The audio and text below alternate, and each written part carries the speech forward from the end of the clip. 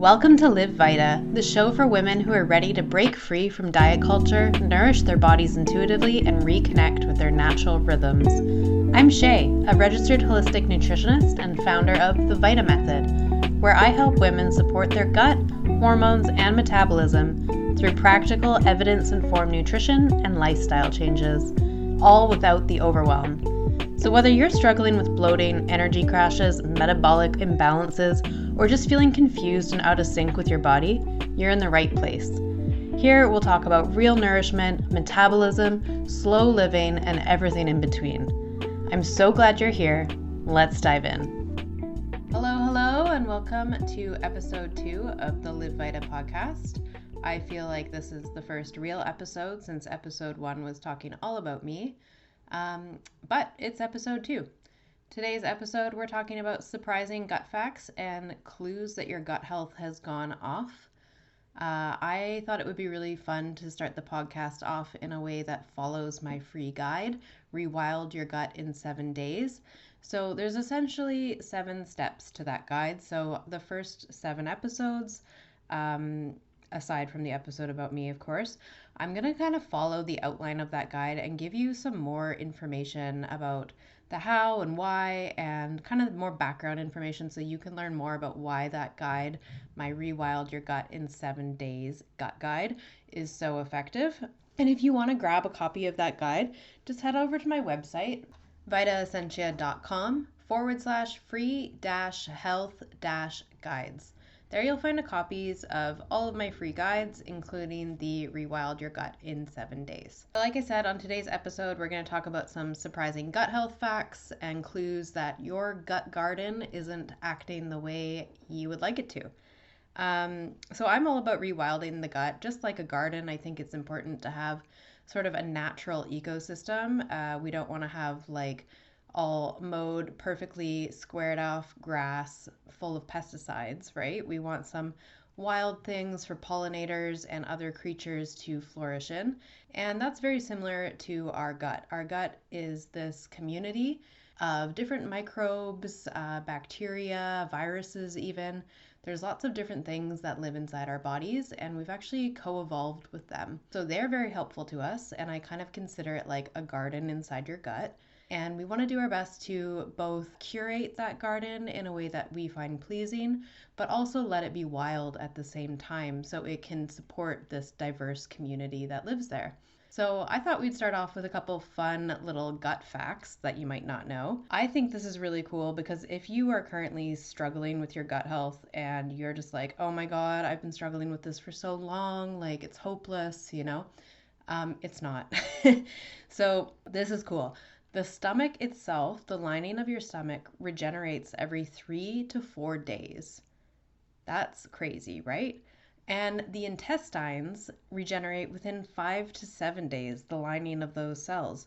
So if you're having a lot of trouble, it's nice to know that these cells are regenerating, that if we give them what they need, if we provide the proper building blocks, they can regenerate in a way that's going to be really positive for us.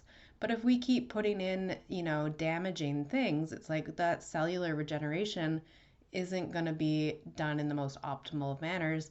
And so we're going to keep struggling with our gut health. Now, 2 of the biggest things I wanted to talk about today, 2 big signs that your gut garden has gone off, is your immune system and your mental health. These are going to be 2 of the biggest red flags because they're so interconnected with the whole gut. So we'll start right away with just talking a little bit about the immune system and how it connects to your gut. So it's estimated that 70 to 80% of your immune system cells actually live within your gut. I kind of consider these guys as like first responders to the outside world. It indicates a complex interaction between your gut garden and the skin of your gut, the single cell epithelial layer, as well as your mucosal immune system, which is essentially everything that lives in the mucus of your gut. So if you think about it, when you eat food, you're essentially taking the outside world and you're bringing it in through your body. And if you actually consider it, your intestinal tract is technically a tube that runs through your body. So it actually separates the true insides of your body, like your heart and your blood and everything like that. It separates those internal organs from the outside world. You have this like tube running through you, and it basically is there to protect you from the outside world because you're bringing the food in, it enters the tube, right? And then all of these processes take place to break that food down, to break that outside world down into something that can come inside your body and help support you. So it's really important that our gut is functioning properly, and especially important that we have enough stomach acid. Like I said in my first episode, if you've listened to that, I didn't have enough stomach acid as a child, and I've dealt with heartburn throughout my whole life. Not having enough stomach acid means your immune system is not going to be performing properly, because that stomach acid is actually what starts killing off bad bacteria and neutralizing other things in your food that you don't want coming inside your body, or you don't really want them trapped in your tubes either, creating like dysfunction and distress in your stomach. So one of the signs that the immune function has gone kind of awry related to your gut is a histamine intolerance. So the DAO enzyme, it breaks down histamine, and that is produced in the gut. If the gut lining is compromised, then DAO production decreases, and that leads to histamine-related issues. A study in allergy found that 50% of people with unexplained hives had low DAO levels and gut dysbiosis. So if you're having issues with like random hives, I've had this before, it was related to my hormone cycle as well. It is very likely that you're struggling with histamine intolerance. So that can be an issue too when you're trying to heal your gut and you're like, I'm going to eat all these nice veggies, get all this fiber, I'm going to have bone broth, but then the bone broth makes you feel worse, you feel more sick, maybe you break out in hives after having bone broth, and you're like, oh my God, like the healthy things aren't working either.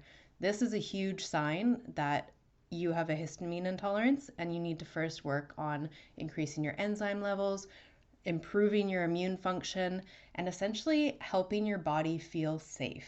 That is a really, really big thing throughout all of this, is that your body needs to feel safe. And one of my biggest pet peeves with holistic health is the way information is provided to us. It often makes us afraid, right? It's like, oh God, like I'm afraid of this, I'm afraid of that. That is a state of stress that you're living in. My goal is to educate you and let you have the resources that you need so you can support your unique body. But it's not about fear, right? It's like, let's just do our best. And the ultimate goal is like, does your body feel safe? And do you feel safe in your body? That is the number one thing. Before everything else, work on that.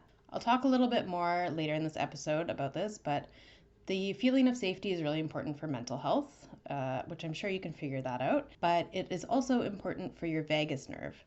And we'll touch on that a little bit later in this episode. So the next thing that says your immune system has gone awry is you're getting sick all the time. So about 70 to 80% of the immune system is in the gut, and a lack of microbial diversity. So again, like not having this wild sort of free range population in your gut, not having those long grassy pollinator friendly plants in your gut, right?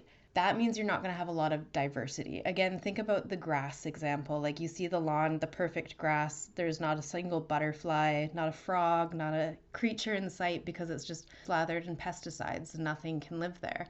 Whereas you see the garden down the street and there's wild things and flowers and trees and all sorts of plants and there's butterflies everywhere and like all these little creatures, right?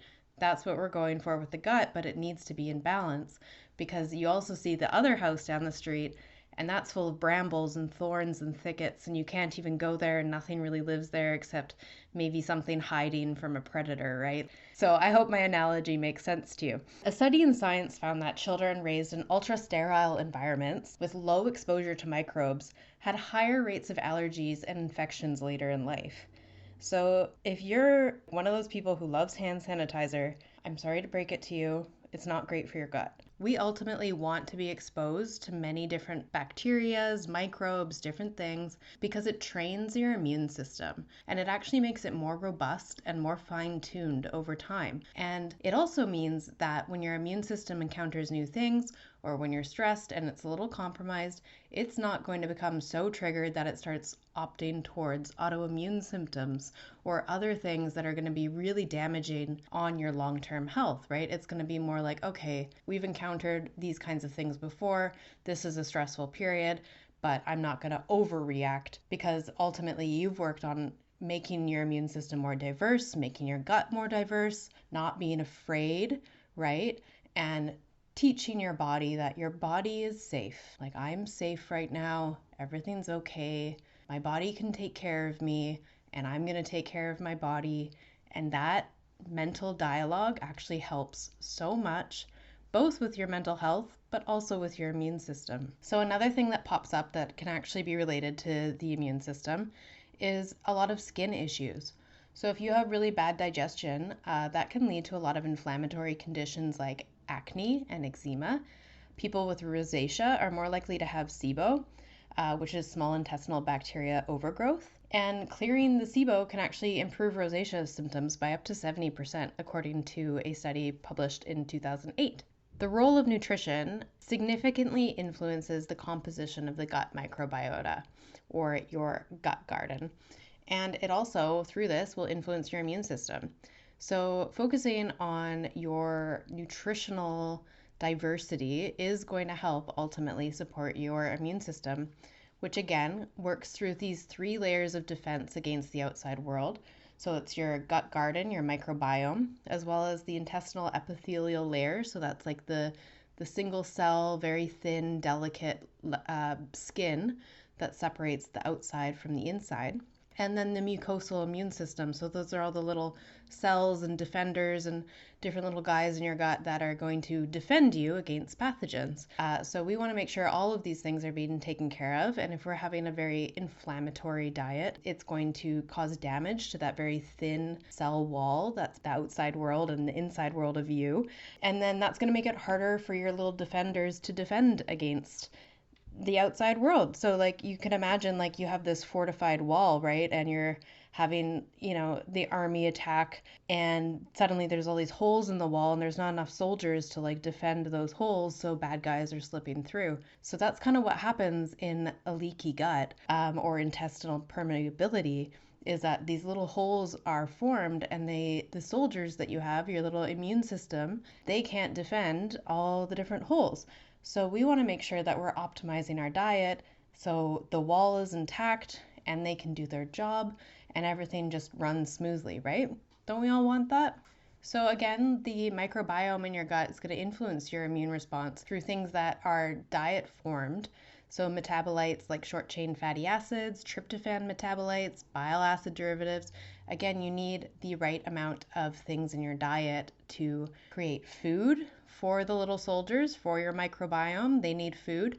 And then when they get that food, they produce things like short chain fatty acids and other things that we will get a little bit more into. And again, when it's dysregulated, like there's too many holes in the wall, there's too many attacks going on, and then your immune system can't quite defend, and maybe your little wild garden is becoming more like the bramble bush down the road, right? That can lead to dysregulated immune function, but it also can lead to autoimmunity, where your body starts seeing proteins and thinking, hey, this protein is bad, and then it sees a protein that actually belongs to you, to your body, and it doesn't recognize it anymore as self. It's just gotten so worked up, so scared, right? Because it's like there's all these things coming, there's too much coming, and when you're stressed out and you can't separate one thing from another, that's kind of what starts happening inside your body, and it no longer can separate you from the outside world. So then you start having autoimmune reactions to your own body.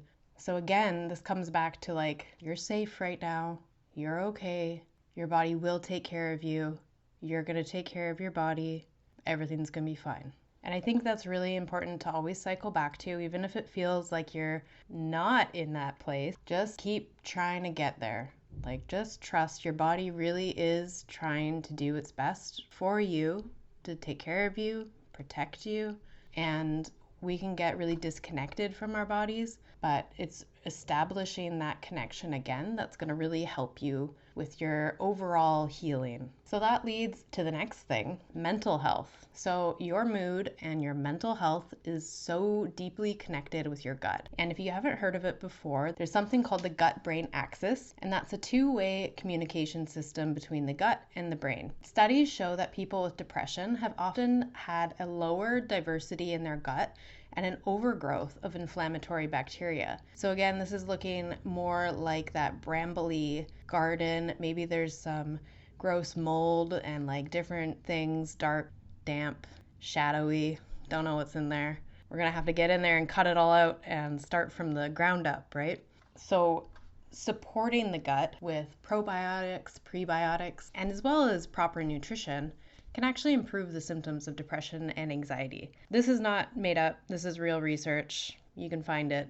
It's not hard to find. A study in psychoneuroendocrinology found that people with high stress sensitivity had lower levels of beneficial gut bacteria like lactobacillus and bifidobacterium, and both of those help regulate cortisol. And cortisol gets a really bad rap. It's necessary to life, like we would die without cortisol. But when cortisol is dysregulated, that is when our stress is dysregulated, and that creates a lot of downstream effects. So the production of neuroactive compounds, gut bacteria synthesize different neurotransmitters. You might be familiar with some of these like dopamine, norepinephrine, serotonin, histamine we touched on earlier, as well as GABA. And these compounds influence your central nervous system, they affect your mood and your behavior. And I also mentioned earlier that we need to feed our gut garden. We need to feed those little different guys living in our intestines, right?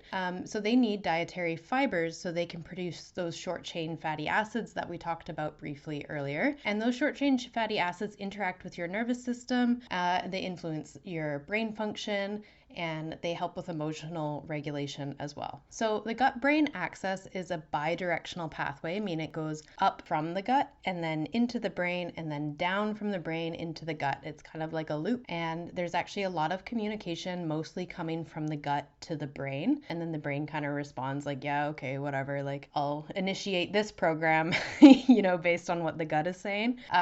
So your gut bacteria are actually going to be influencing your brain activity through the metabolic products that they produce, like those short chain fatty acids, dopamine, serotonin, histamine. Like again, if you have a very reactive body, if you're like, oh God, I just react to everything, it's like your histamine is going crazy, like it's imbalanced, right?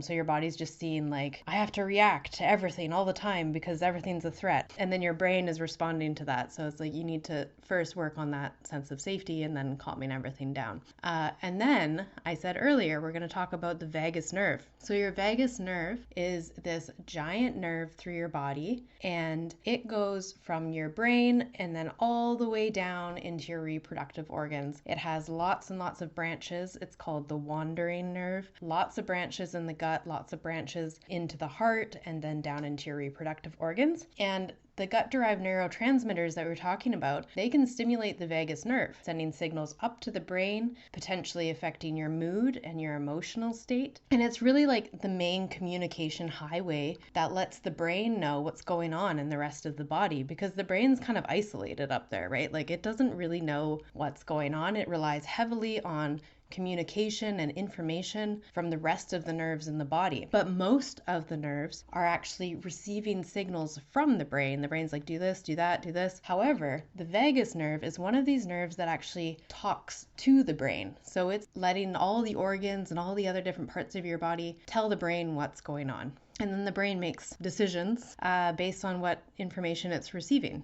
And then this is going to influence your mood, your digestion, your tolerance to stress and your response to stress, as well as your overall well-being. So when the gut is balanced and thriving, the vagus nerve is sending really nice calming, feel-good signals. We're just feeling pretty chill. We're not really reactive. We're just chilling. And that is a regulated state. Emotions are regulated. You have things come up, you kind of deal with them, and you're fine. Like you're not super reactive. You're not feeling unstable. You're just kind of like, oh, that's happening. Okay, dealing with that, done, still chilling. But if the gut's inflamed or out of balance, it can trigger stress signals, and those signals will lead to an increase in anxiety, brain fog, low energy, and dysregulate other systems in the body. This can happen without us even really being aware of it. So then when we get other life stressors coming in on top of this, our tolerance to stress goes down, our mood goes down, maybe we fall into depressive states, or maybe we feel a lot of anxiety on a day-to-day basis, because there's things that are already happening in the body that are creating stress, but we're not consciously really aware of them.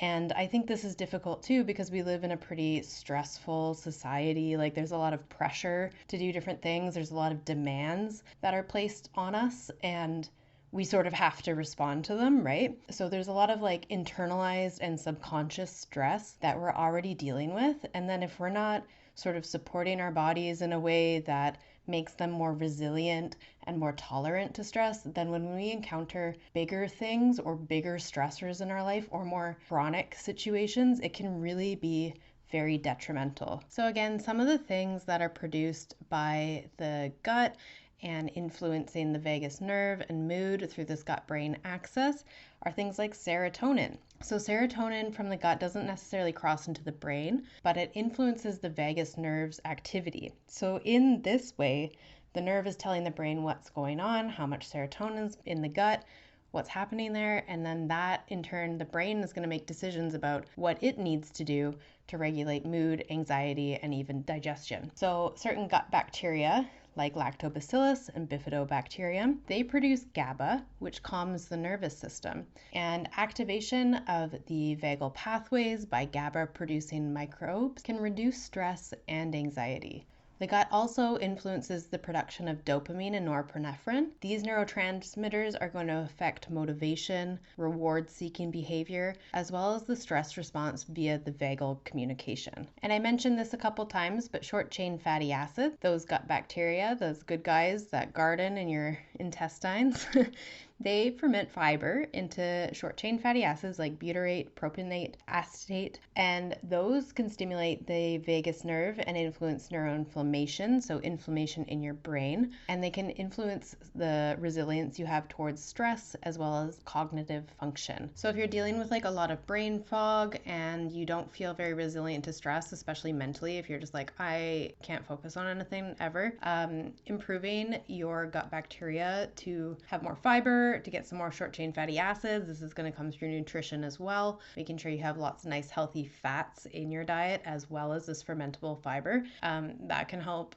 improve your cognitive function and just kind of reduce inflammation in the brain.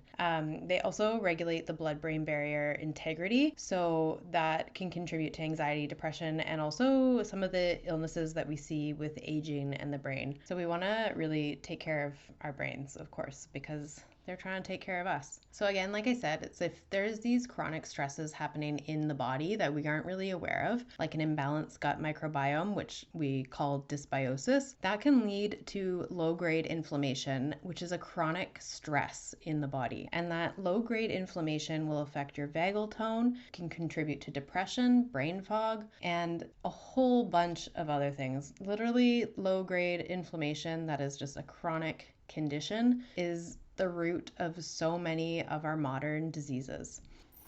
Taking a quick break to talk about something that could completely change the way you approach your gut health. If you're constantly dealing with bloating, sluggish digestion, cravings, or other imbalances with your metabolism and hormones, my free gut guide is the perfect place to start. It's a simple resource to help you restore digestion and rewild your gut in just 7 days. This will get your well-being right back on track. You can grab the gut guide as well as my other free resources at vitaessentia.com/free-health-guides. Also, the links in the show notes. Now, back to the episode. Again, with brain health, these inflammatory cytokines that are produced from a dysbiotic gut, they can travel up through the vagus nerve and impact the brain's ability to regulate mood, motivation, and energy levels. So if you listen to my first episode, I was talking about how I kind of had this like big crash, and when I finally reintroduced animal food into my diet, I ate this raw fish.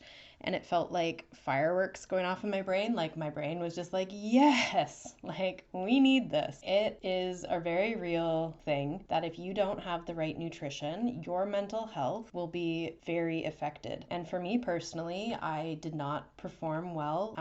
My mental health was not good on a plant-based diet because my body didn't receive the nutrients from that I needed. I function much better with animal products in my diet. If that is not you, that's cool. But I've known a few people now that do a lot better with reintroducing animal products into their diet. So some practical ways to improve vagal tone and improve your mood through gut health is, again, getting those probiotics, those fermented foods. Those are going to help support the little guys in your gut, those beneficial microbes that are going to enhance neurotransmitter production. Getting the prebiotic fiber, so that's essentially feeding your gut, making sure it's healthy and, well cared for, and you have that wild garden in balance. So that's going to help those gut bacteria produce the short chain fatty acids, and that's going to influence your brain function. Mindful eating and slow breathing going to activate your vagus nerve, shifting the body into more of a rest and digest state or a parasympathetic state. The state we want to be in when we're eating and relaxing, like think long, languid European kind of meals, right? We don't want to be scrolling our phone or like eating between working. You don't want your body to think it's in a active mode, whether that's an active mode because it's got to work to survive, or if it's an active mode like, hey, there's a threat and I'm running from it.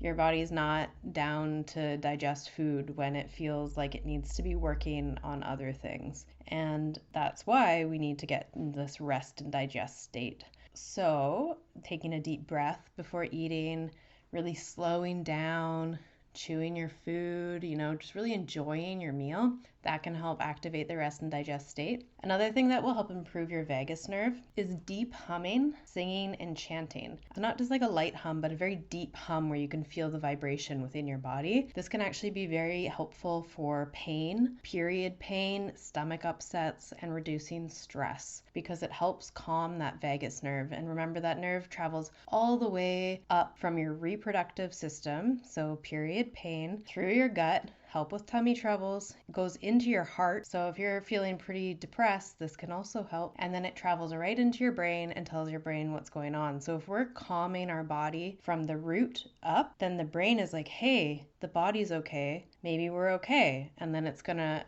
make decisions thinking maybe we're not so bad right now. Right? So we want to do that to our brains. We want to tell our brains we're okay. Everything's fine, because then the brain will respond. Whereas if we're telling our brain we're not okay, everything's terrible, your brain's going to be like, "Oh my god, we're under threat, fortify, fight." And that's not a state we want to live in. So some other ways that it'll show up when your gut garden is off: sleep disruptions. A 2022 study in Cell Reports found that gut microbiome diversity affects sleep quality and circadian rhythm regulation. Low microbial diversity has been linked to poor sleep efficiency and increased nighttime wakefulness. This in part will have to do with the production of melatonin and serotonin, as well as a whole bunch of other things. I could do an entire episode on sleep and your circadian rhythm, but melatonin, as you know, it's needed to start the sleepy cycle, and there's a lot of things that disrupt melatonin production, and taking a melatonin supplement isn't actually going to change this. Melatonin is actually a hormone. So for those of you taking melatonin supplements, you're essentially taking a hormone supplement, but it's not going to change the things that actually make your body make melatonin, which has a lot to do with our light environment as well as our gut. So another way that'll show up is unusual food cravings. Your gut bacteria will influence your cravings by producing signaling molecules that interact with the brain. A study in bioassays suggests that certain microbes like Candida and Prevotella can drive sugar cravings to support their own survival. This is actually, I've seen this a lot, where it's like you eat something sweet, right? Like you don't normally eat sweet things, and then you eat, like, you have a special weekend or something, and you're like, oh, I ate like this cake and these cookies and like whatever, you had a bunch of things. And usually you don't have sugar cravings, but for the next several days, you're like, oh, I want sugar, I want more cookies, I want more cake, I want like more of that. That's actually the bacteria in your gut being like, I want sugar. It's not you, it's your gut. And if you can kind of like mentally overcome these cravings, you can actually reset your gut and then the cravings go away because you'll start craving other things. The same thing will happen often when you find vegetables that your body is really craving, but you don't realize you're craving it, you just eat it, and then like suddenly the next day you're like, I'm just craving kimchi. Like, what the hell? It's the same thing. It's like your body's like, oh my God, that was really good. I need more of that. And so your gut bacteria are like, more of that thing. And yeah, it's very interesting. Joint pain and stiffness can be another way this shows up. People with rheumatoid arthritis, there's a study in Nature Medicine that shows an overgrowth of Prevotella copri, a gut bacterium linked to inflammation and autoimmune responses. And like I said, if we have this leaky gut, like the wall in our gut is broken down, there's holes in it, the soldiers can't quite defend against these holes, things are getting in. This is again going to contribute to chronic low-grade inflammation, and that is going to contribute to joint pain, stiffness, muscle pain, all sorts of things. So this one ties into the sleep, but low energy and fatigue. Chronic fatigue syndrome has been linked to gut imbalances. A 2017 study showed that patients with CFS had significantly different gut microbiomes compared to healthy controls. So again, like there's so many things. Chronic fatigue syndrome is kind of between mental health and like physiological issue, but there's a lot of things we can do to change our microbiomes, and then that's going to change the message our brains are receiving. And by changing the message the brain is receiving, the brain is going to start making new decisions, different decisions, new pathways. You know, you really can change the state that you're in. I promise. It might be hard. No one says it'll be easy. It might be really hard, but you can do it. So this is another interesting one. And if you've ever been somebody who's like, why do people keep giving me gum all the time? Bad breath or halitosis? Sorry. There's a study in Frontiers in Microbiology from 2021 that found that people with persistent bad breath often had overgrowths of sulfur-producing bacteria in both the mouth and the gut. So this is suggesting a deeper digestive link. And this also ties in with bad body odor and excessive sweating. A study in Microbiome found that people with chronic body odor had imbalances in gut bacteria that impaired detoxification, leading to an accumulation of odorous compounds in sweat. So that will also be a lot of those sulfur-producing bacteria. And the smell that you get from sweat is actually your microbiome of your skin, because we actually have a microbiome for all the different parts of our bodies, all our different organs, everything has its own little microbiome. So we really are just like wild gardens walking.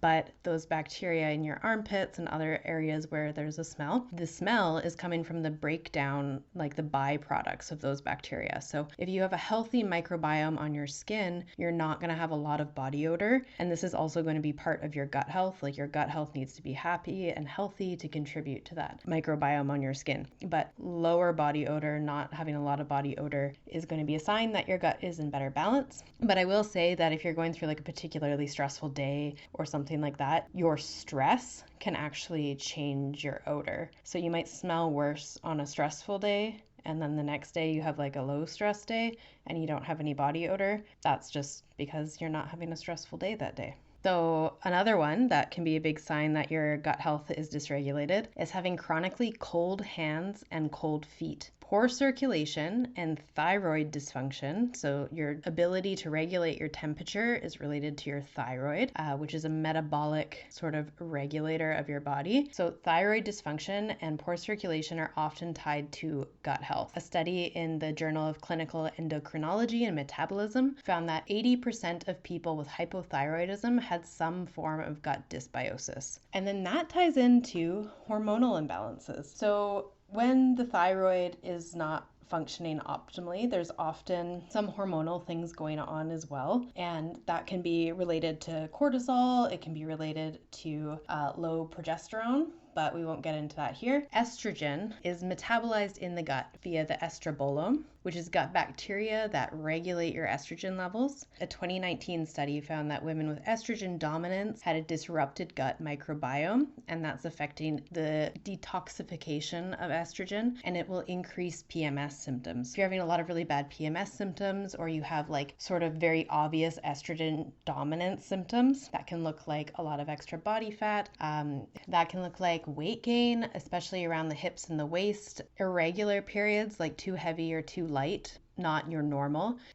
Worse PMS symptoms than usual, fatigue, fibroids, fibrocystic breast, low sex drive, low mood, anxiety. There's a lot of things that estrogen does for us, and it does it really well. It's necessary. Again, estrogen, like cortisol, is kind of demonized, but we do need estrogen. It's really protective for us, but when it's dysregulated, it can cause a lot of problems. And if our gut isn't clearing estrogen effectively, then it's going to be building up in our colon essentially, and then it's pulled back into circulation for the liver to deal with again, and it just creates this burden on your body. So you might notice increased PMS symptoms and things like that. Increasing fiber in your diet can actually help clear out estrogen and other endotoxins, because the fiber, essentially, you can picture it as like a net, and that net is scooping up all the bad things that we don't want to have in our body while letting good things out, letting the good things pass, and then the net just holds them in until we can have a proper bowel movement and get rid of them. We talked a little bit earlier about neuroinflammation, or inflammation in your brain. A 2022 study suggested that chronic inflammation in the gut can increase neuroinflammation and result in ear ringing or tinnitus. So that inflammation may actually worsen the symptoms of tinnitus. So that could be a little giveaway too. If you're like, oh, I suddenly have a lot of ringing in my ears, something might be off in your gut, leading to a little bit of inflammation. And another study, in 2020 study in Nature Communications, found that gut bacteria influence weight gain by affecting energy extraction from food and fat storage. This is a complicated one, and it's very interesting, but there's hormones that regulate your hunger, how satiated you are, and your microbiome is going to play a role in this, again, by like making demands for certain foods that it has a preference for. So again, if you've been eating like a high fat diet or a high sugar diet, or the worst, a high fat and high sugar diet, your body's going to start craving that because your microbiome's craving that. That's going to alter your hormones like ghrelin, and ultimately that's going to lead to an increase of food and increase in fat storage, and then a high body fat percentage becomes metabolically active fat, and that fat itself creates its own sort of hormonal signals that make it more difficult to lose weight. It's very complex, and we won't really get into that in this episode because it's probably worth an entire episode itself. So I hope that wasn't too sciencey for you. I hope that was relatable and interesting, and that maybe it opened up some connections for how the gut influences your immune system, your mental health, as well as these other things like hormonal imbalances, low energy, difficulty with sleep, pain, joint pain, all that kind of stuff. Cold hands and feet, that's really common in a lot of women, and it's a sign of thyroid dysfunction. So here's some non-conventional action steps that you can take. So everybody knows, I think, drink more water and eat fiber and bone broth. But like I said, these things aren't always the thing to do. I think the very first thing that anybody needs to do who's dealing with a whole bunch of issues in their body is reduce your stress, and especially reduce the stress of the pressure of trying to heal.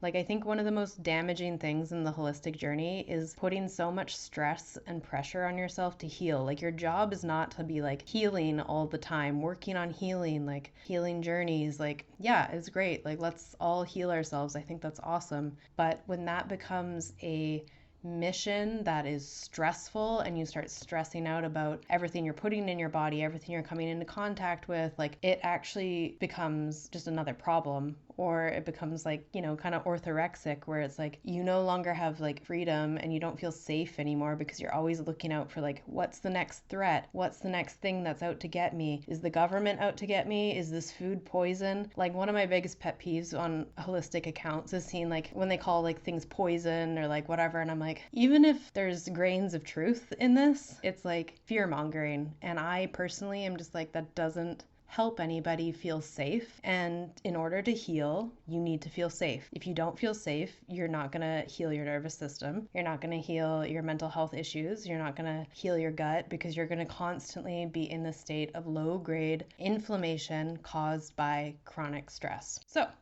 reduce your stress and stop freaking out about everything, and just do what you can, and just keep telling your body like, hey, I know you're trying to take care of me, body. I'm going to try and take care of you, and we'll do our best. Just do your best. It's all good. After that, we can focus on eating seasonally and locally, building your gut garden, creating that beautiful wild garden with lots of happy plants for pollinators and everything like that. So we're going to eat wild food, fermented food, seasonal food. We're not going to be afraid of eating meat. We're not going to be afraid of eating vegetables. We're going to have the best of both worlds, okay? And then we're going to get outside and we're going to get some daylight, hopefully sunlight, some grounding. So your microbiome thrives on your circadian rhythm being aligned. So morning light, whether that's sunlight or light through the clouds, it doesn't matter, just morning light. A little barefoot walk if you can, but at least just get outside, get some fresh air. That supports your gut-brain health. It's going to help decrease inflammation in your body, improve your mood and your mental health. And the natural light is going to affect the serotonin levels in your brain. So getting outside, getting some light, some grounding is really going to help you feel chill and calm and optimistic about your day. Then when we're eating our food, we want to chew like our ancestors. So if you've read my guide of Rewild Your Gut in 7 days, I talk about how much fiber our ancestors used to have, and it's crazy. It's over 100 grams per day. So that's a lot of raw plant materials. I think most of us now, if we ate that much fiber, we would feel very ill, but they were chewing a lot. And digestion starts in your mouth. So when you chew, it activates enzymes in the saliva of your mouth, and that breaks down starches into simple sugars, and that just kickstarts this digestive process. We actually want to be swallowing food that's like the consistency of baby food. There is no teeth in your stomach, okay? We have teeth for a reason. We have to chew. If you don't chew, you're just putting chunks of food to pass through your gut, and it's not going to get broken down any smaller. It's just going to be chunky. You don't want that. And that's going to make it harder for everything in your gut to sort of utilize, right? So chew your food. Then try to ditch the ice cold drink. So iced drinks are going to slow down your digestion, dampen digestive fire by causing vasoconstrictions. They basically make your blood vessels smaller, and that's making it harder to absorb nutrients. We want to opt for warm or room temperature drinks. If you really want iced drinks, have them in between meals, so not when you're eating. And don't drink a whole bunch of water when you're eating. Wait a little bit until your digestive juices have had a chance to kind of like get at the food, and then work on your drinks, unless the drink is something that's going to be supporting digestion. So speaking of supporting digestion, we can start with some bitter food or a bitter drink before meals. I really like dandelion tea. I really like nettle tea. Some people like doing apple cider vinegar shots, the raw apple cider vinegar with the nice mother in there. That's a great probiotic as well.